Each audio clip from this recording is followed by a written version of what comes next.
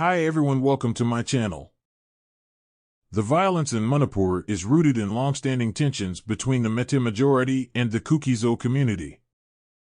These tensions are fueled by competition for land and public jobs, exacerbated by political leaders. The conflict escalated due to plans to grant scheduled tribe status to the Metis, which led to fears of reduced entitlements for the Kuki-Zo. The violence resulted in significant loss of life, displacement of people, and destruction of religious sites.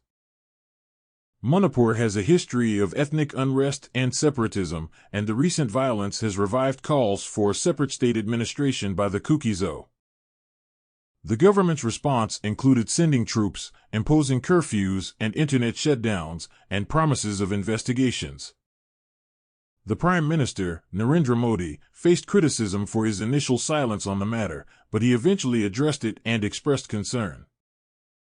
The conflict highlights broader issues of ethnic divisions and the challenges faced by the government in managing such complex situations.